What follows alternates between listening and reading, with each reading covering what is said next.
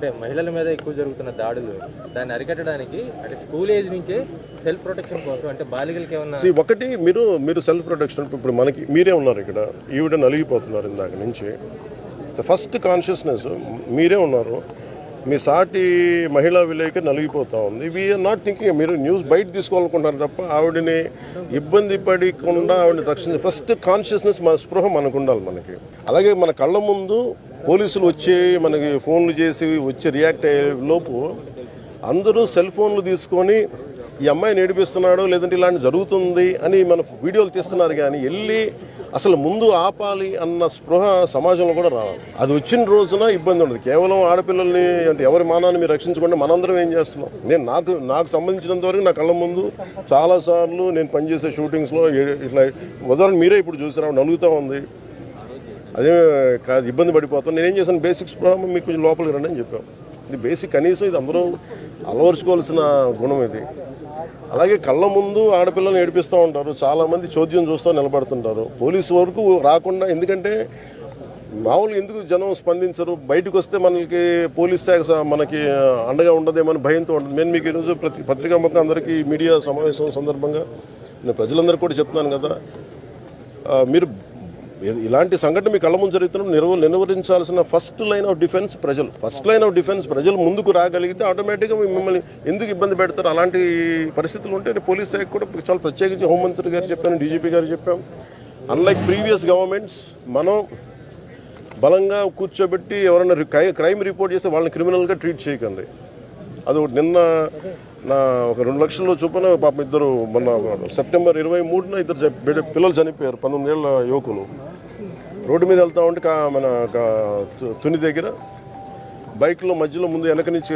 Car గుద్దింది ముందు lorry ఉంది పడిపోయి చక్రాల మధ్యలో పడి నలిగి చనిపోయారు వాళ్ళు కేసు ఫైల్ చేద్దామని వెళ్తే అదే స్థానికంగా అధికారుల దగ్గరికి వెళ్తే ఎవరో ఒక అధికారి సరిగ్గా సమాధానం చెప్పలా అదే రోజు వెళ్తే వెంటనే దానికి నా దృష్టికి వచ్చింది అధికారులకు ఏం చెప్పాం మీరు ఖచ్చితమైన చర్యలు తీసుకోండి దట్టు వాళ్ళు ఏంటంటే బిడ్డ చనిపోతే బ్రెయిన్ డెడ్ అయిపోతే ఆ తల్లి తన బిడ్డ అవయవాలు దాదాపు 3-5 మందికో దానం చేస్తుంది అలాంటి పరిస్థితుల్లో ఉన్నప్పుడు మనం ప్రాణాలను తిరిగి రాలేం కానీ కనీసం దాన్ని ఒక కంపాషన్ తోటి ట్రీట్ చేయాల్సిన అవసరం ప్రతి పోలీస్ అధికారికి ఉంది ఇది ఖచ్చితంగా మీరు అన్నట్టుగా క్రైమ్ రిపోర్ట్ చేయాలంటే పోలీసులు మళ్ళీ మన మీద ఇబ్బంది పెడతారు ఆ మైండ్ సెట్ కనుక తీసేసి ప్రజలకి మేము ఒక సంఘటన జరుగుతున్నప్పుడు మేము 10 మంది వెళ్తే ఇది నిలువరించవచ్చు అనేది అలాగే ప్రజలకు కూడా చాలా ఎడ్యుకేట్ అవ్వాల్సిన అవసరం ఉంది ఇన్సిడెంట్లో ఒకటి జరుగుతున్నప్పుడు మా ఏరియా వాళ్ళు కాదు మా కులం కాదు మాకు సంబంధం లేదని అనుకున్నప్పుడు ఈ ఇన్సిడెంట్ జరుగుతూనే ఉంది మేము నెల్లూరులో టిట్కో హౌస్లో జరిగింది చాలామంది ఖచ్చితంగా దాన్ని తెలిసి ఉండాలి వీళ్ళు ఏడిపిస్తున్నారు ముందే తెలిసి ఉంటుంది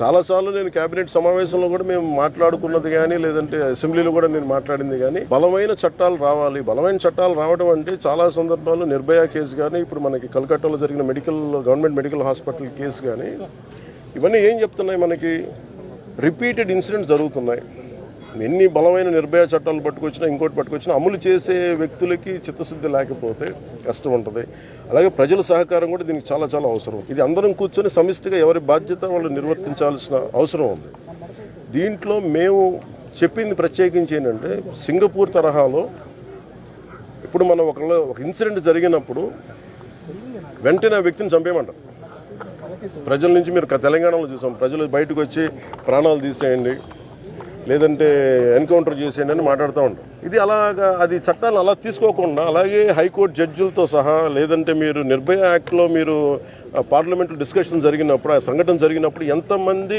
పార్లమెంటేరియన్స్ ఇంక్లూడింగ్ శ్రీమతి జయా బచ్చన్ గారి దగ్గర నుంచి విశిష్టమైన పార్లమెంటేరియన్స్ అందరూ కూడా చాలా బలంగా మాట్లాడారు అంటే కఠినమైన శిక్షలు పడాలి చంపేయండి లేదంటే అంగచ్ఛేదనం చేయండి ఇంక్లూడింగ్ హైకోర్టు జడ్జెస్తో సహా కొన్నిసార్లు ఉన్నత న్యాయమూర్తులు కూడా చాలా భావోద్వేగాలకు లోనయ్యి ఆవేదన వ్యక్తం చేశారు ఇప్పుడు రూల్ ఆఫ్ లా అని కనుక ఈ నేల బలంగా అప్లై చేయకపోతే మన దేశం కావచ్చు మన రాష్ట్రం కావచ్చు క్రిమినల్స్కి కులాలు ఉండవు తప్పులు చేసి క్రిమినల్స్ యాంటీ సోషల్ ఎలిమెంట్స్ కులాలు వెనక దాక్కుంటే కుదరదు no matter which caste, which religion, which region we belong to, we don't care. If it is an anti-social activity, it is a criminal activity, you will be punished. ఇదే నేను DGP గారికి మేము తెలియజేశాం ముఖ్యమంత్రి గారికి తెలియజేశాం అలాగే ఆడపిల్లల సంరక్షణ బాధ్యత ముందస్తుగా నేబర్హుడ్ వాచ్ ఉండాలి కొంత నేబర్హుడ్ పోలీసింగ్ కొంత ఉండాలి.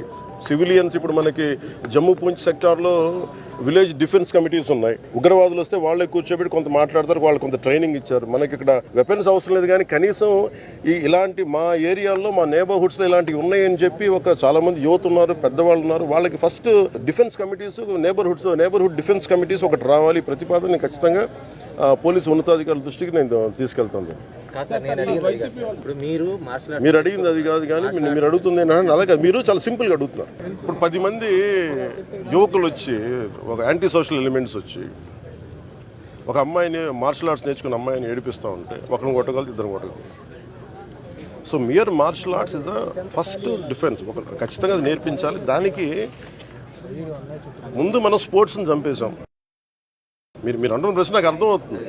అంటే మీరు అడిగే ప్రతి ప్రశ్నకి నేనేంటంటే కూర్చోబెట్టి సర్ఫేస్ లెవెల్లో నేను మాటలు నేర్పించేస్తాం అని చెప్పి వెళ్ళిపోలేను. నాకేంటంటే మదనం ఉంటుంది నాకు. డెఫినెట్లీ అది మేమేం ఆలోచిస్తామంటే బలమైన శరీరం ఉండాలి, బలమైన మనసును ఎదుర్కోవాలంటే. అండ్ అలాగే సమాజానికి కూడా ఇప్పుడు మీరు వచ్చి ఏదైనా మీ ముందే ఒక సంఘటన జరిగింది, మీరు మాట్లాడాలంటే నాకు ఇంతమంది అండ ఉంటారని మీకు ధైర్యం ఉన్నప్పుడు మీరు మాట్లాడతారు. డెఫినెట్గా ఇది రిపీటెడ్ స్కూల్స్లో, కాలేజెస్లో. నేను ఈ మధ్యన కాకినాడలో కూడా కలెక్టర్ గారితో వీళ్ళందరితో మాట్లాడాను. అంటే మీరు మీడియాలో కూడా ఇచ్చినట్టున్నది. నేను కోరుకుందంటే ప్రిన్సిపల్స్కి, ఎడ్యుకేషన్ డిపార్ట్మెంట్ అధికారులందరికీ కూడా మీరు తెలియజేయండి. మీరు కూర్చోబెట్టి ఫస్ట్ ఎవరెవరు ఉన్నారు అక్కడ. అలాగే ఆడపిల్లలు మొన్న పిఠాపురంలో కూడా వెళ్తే మీరు వ్యాయామంతో పాటు సెల్ఫ్ డిఫెన్స్ అనేది కావాలి.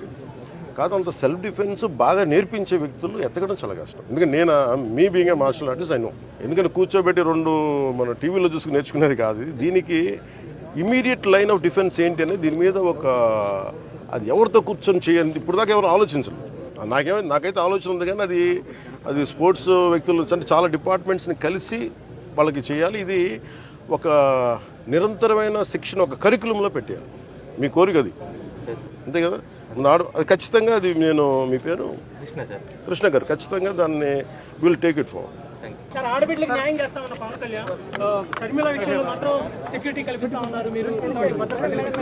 మేడం షర్మిల గారికి సంబంధించి ఆవిడ కాంగ్రెస్ పార్టీ అధ్యక్షురాలు. ఆవిడకి ఎందుకంటే లా అండ్ ఆర్డర్ నా చేతుల్లో లేదు.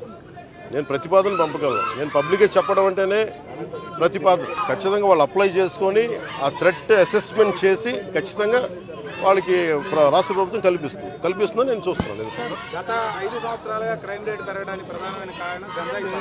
గంజాయి నేను మొన్న ఆశ్చర్యంగా చూశాను. గంజాయి ఎక్కడ అది మన ఏదో హాస్పిటల్ వెనక కొండపైన పెంచుతాను. వైజాగ్ నడిబొడ్లో కూడా పట్టుకొచ్చారు.